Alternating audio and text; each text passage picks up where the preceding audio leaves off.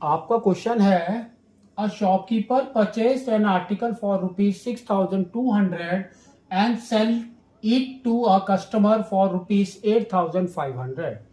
If the sale tax is 8% under VAT, find the VAT paid by the shopkeeper. Now understand this. तो ये देखो आपका क्या है, शॉपकीपर ने परचेस किया, ठीक है। तो शॉपकीपर ने जब परचेस किया दैट मीन्स वो आपका क्या हो गया, sales price of a shopkeeper, और you can say CP, cost price of that. तो ये हो गया आपका cost price of shopkeeper,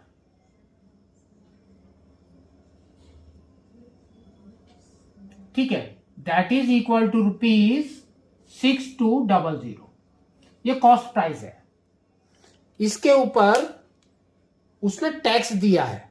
what is that tax? तो that means tax is nothing but 8%। At the rate of 8% के हिसाब से उसने दिया है। देखो तो टैक्स कितना आएगा, तो टैक्स अमाउंट क्या हो जाएगा, tax amount that is nothing but 8% of 6,200।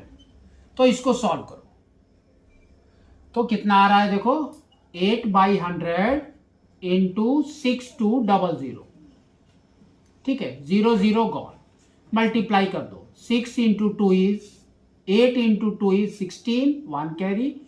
8 into 6 is 48 plus 1 is 49 rupees. तो ये हो गया आपका टैक्स अमाउंट जो शॉपकीपर ने पे किया। नेक्स्ट क्या है देखो, and sell it to a customer, customer को सेल किया। तो नाउ कस्टमर का कॉस्ट प्राइस इज व्हाट, तो अब आपका आ जाएगा सीपी ऑफ कस्टमर,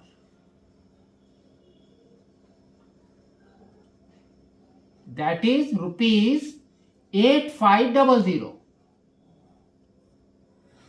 इसके ऊपर उसने टैक्स लिया है, तो टैक्स इज 8%,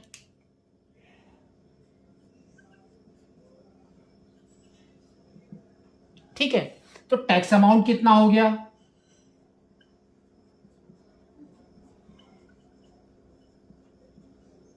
तो ये देखो क्या आ रहा है आपका 8% ऑफ 8500।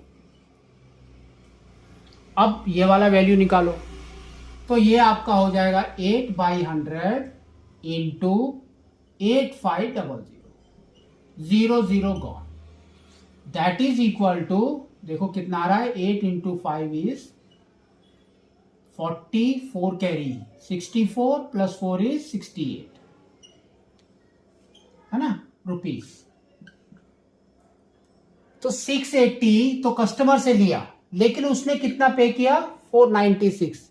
तो वैट कितना हो जाएगा, तो हमारा वैट का मतलब क्या होता है, डिफरेंस ऑफ टैक्सेस। तो we can say difference of taxes. तो कितना नाउ, तो देखो कितना है हमारा, 680 माइनस 496, तो माइनस कर दो। तो 10 में 6 गया इज 4, यहां पर बच गया 7, तो 17 हो गया। 17 माइनस 9 इज 8, यहां बच गया 5, 5 माइनस 4 इज 1। तो ये हो गया आपका रुपीस में। तो दिस इज योर वैट, ठीक है। तो इस तरह से आपको इसको करना है।